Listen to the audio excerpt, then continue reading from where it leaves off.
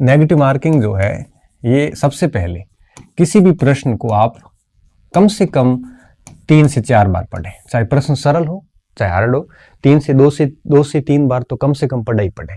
प्रश्न को पढ़ने के बाद क्या पूछा है, नहीं पूछा है, या सत्य असत्य पूछा है, ठीक है, अगर ऐसा कोई पूछा है, क्या पूछा गया है, उस कथन को बोल्ड करें ऐसे कि ये क्या पूछ रहा है।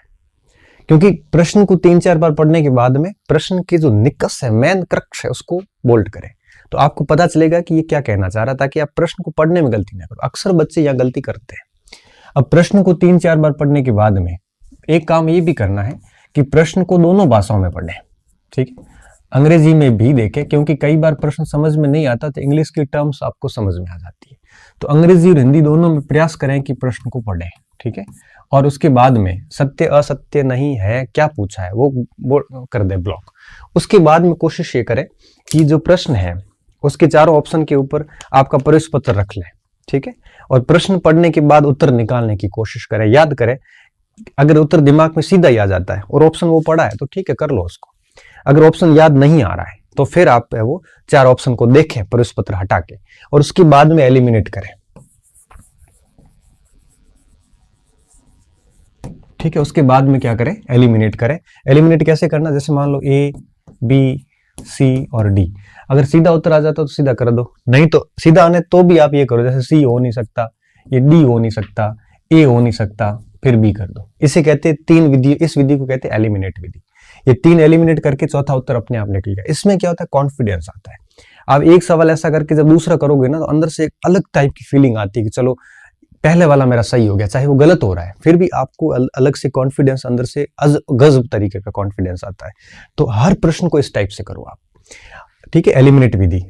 और अब देखो, तो नेगेटिव मार्किंग से बचने का एक ही तरीका है, प्रश्न को 3-4 बार पढ़ो और हिंदी और अंग्रेजी दोनों भाषाओं में पढ़ो, और साथ में एलिमिनेट ऑप्शन रखो। आप पहले ऑप्शन देखो ही मत, ऑप्शन नहीं देखे, प्रश्न पढ़ा 2-3 बार, सीधा उत्तर सोचो, अगर आ रहा है उसमें है तो उसके बाद में 3 ऑप्शन एलिमिनेट करके जो आपके दिमाग में आया फाइनली वही कर लो आप।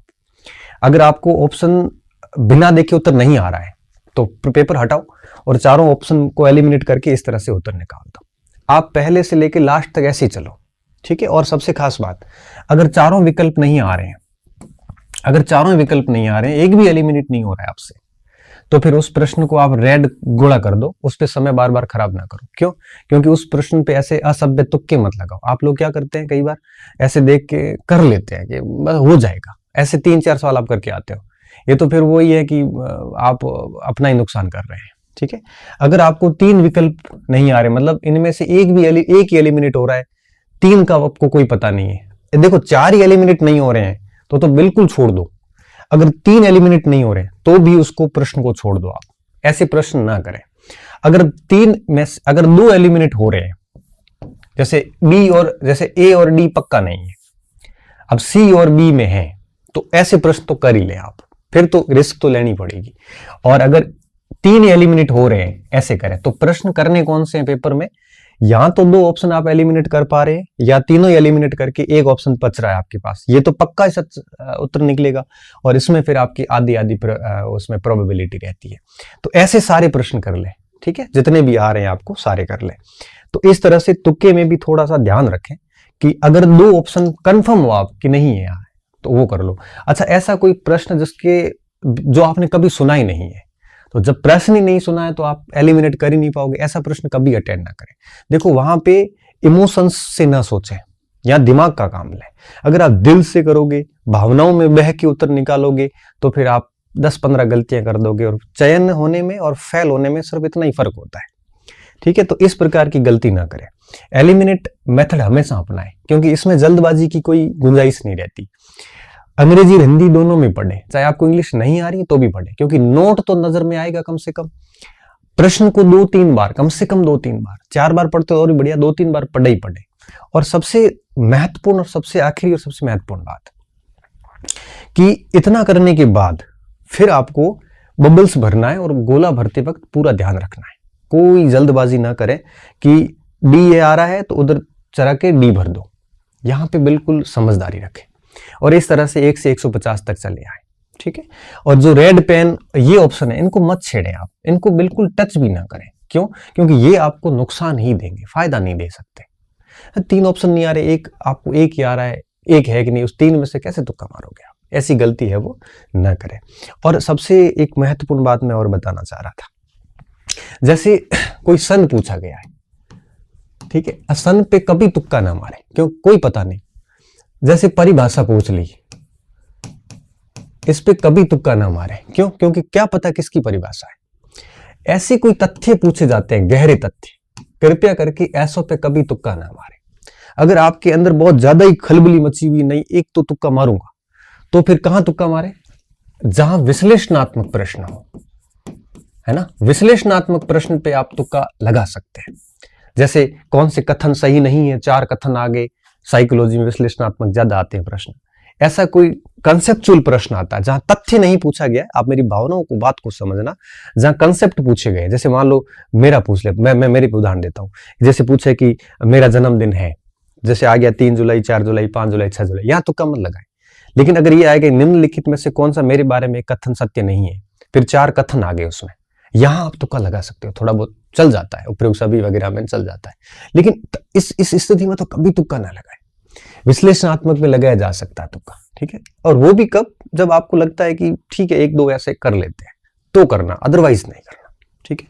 इन बातों का पूरा ध्यान रखोगे तो मैं दावे के साथ कह सकता हूं कि आपका पेपर बहुत बढ़िया जाएगा, ठीक है।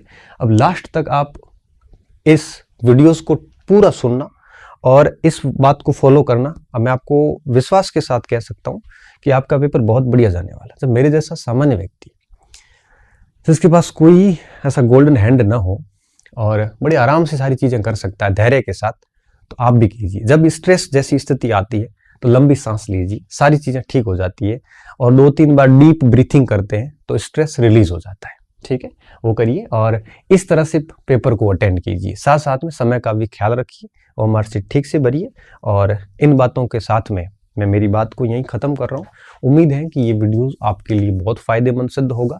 मैं आपका समय नहीं खराब करना चाहता था, लेकिन मैं चाहता हूँ कि इसकी वजह से अगर आपके 2-4 सवाल भी सही होते हैं तो मेरा ये मैंने जो आपका आधा घंटा लिया है, ये आपके लिए फायदेमंद होगा, नुकसान नहीं होगा, ठीक है।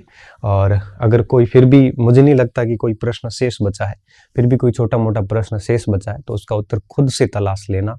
और मिलते हैं वापस पेपर आपका होने के बाद में। जैसे आपका पेपर हो जाएगा उसके बाद में आपके 27-28 फरवरी के आसपास आपकी आगामी जो परीक्षाएं हैं, first grade, second grade, third grade, college lecture, इनके ऊपर मैं एक वीडियोस बनाऊंगा। और आपको किस और जाना चाहिए, किसकी तैयारी करनी चाहिए, इनकी वैकेंसीज कब आएगी, ये सारी बातें मैं करूंगा। अभी मैं इसलिए नहीं कर रहा हूँ क्योंकि आप इसमें डिस्टर्ब होंगे। मैं चाहता हूँ कि आप अपना ये अध्यापक का पेपर पूरे दिल से दे दें और जैसे ये पेपर हो जाएंगे आपके, उसके जस्ट अगले दिन मैं ये सारे वीडियोज आपके एक दिन लाइव आके सारी चीजें आपको बढ़िया तरीके से समझा दूंगा, ताकि आप अपना अगला टारगेट लेके बढ़िया तरीके से तैयारी शुरू कर सकें। बहुत बहुत धन्यवाद विद्यार्थियों। अच्छे रहिए, मस्त रहिए और हंसते रहिए, पढ़ते रहिए, स्वस्थ रहिए और मेरी शुभकामनाएं हमेशा आपके साथ है और आगे भी आपके साथ रहेगी।